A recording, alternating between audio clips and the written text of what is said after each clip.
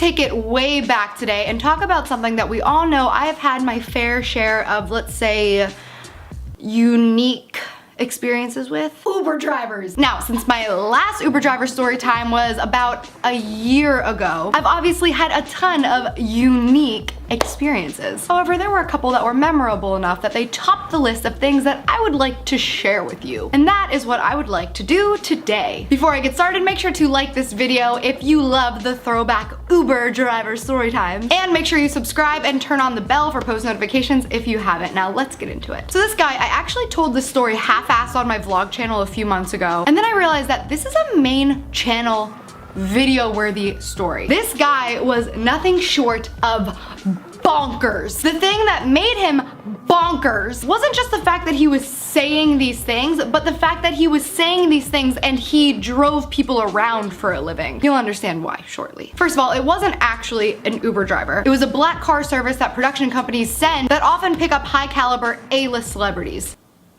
and YouTubers. But you expect a little more from these drivers than, say, an UberX driver. So I get in the car, the first thing he asks me is, I've never seen this apartment building before, do you like living here? Now, many of you over the years may have picked up my slight disdain for small talk. Some people live to talk to strangers about mundane things like where you live or where you grew up or where you went to college and did you like it there and how many siblings do you have and what are your parents like and do you think you'll be here long? But I don't. However, I would have traded every single useless fact about myself and him that either of us could muster for this hour-and-a-half drive in exchange for deleting this conversation from my memory forever. So he asks me, do you like living here? And I said, yeah, I really do actually like it a lot. I feel really comfortable here. I feel really safe here. I feel grounded. And he says, do you want to keep living here? And I said, yeah, I feel really comfortable here, I feel really safe here, I feel grounded.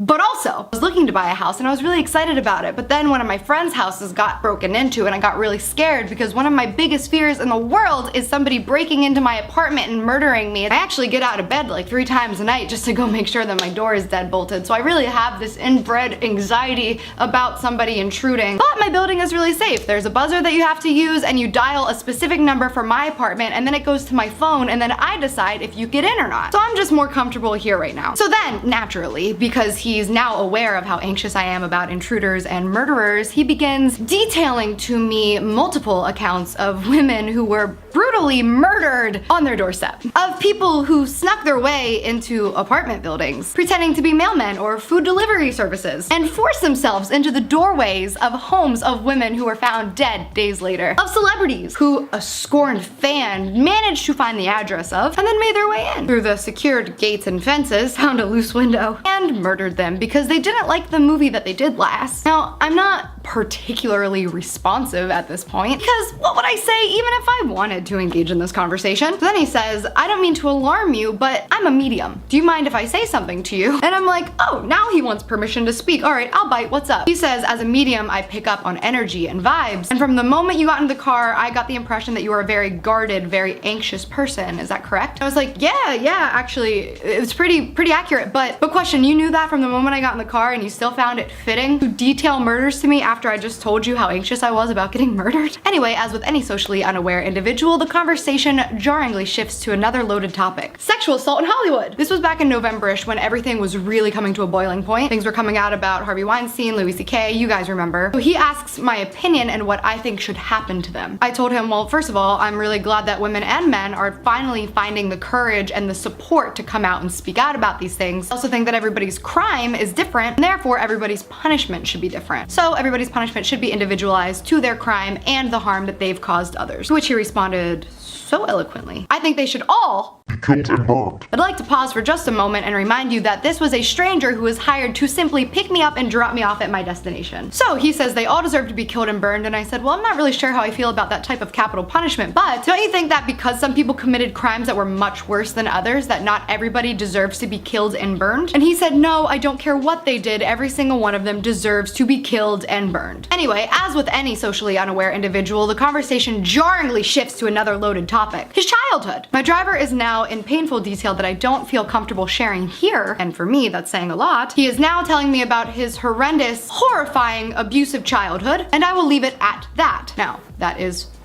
horrible. That is heartbreaking. He should talk about that. However, to a therapist, not clientele that he met about 7 minutes ago. I'd like to pause for just a moment and remind you, this was a stranger who was hired simply to pick me up and drop me off at my destination. Anyway, as with any socially unaware individual, the conversation jarringly shifted to another loaded topic: his career as a driver. Seems harmless enough. As it may, this guy hasn't had the best track record with driving. He told me how difficult it was for him to find a job, so it's really fortunate that he found this one. In fact, he is blackballed from every other major and minor driving service company, and he is openly telling me this information. I'd like to take a moment to pause and remind you that this is a stranger who was hired simply to pick me up and drop me off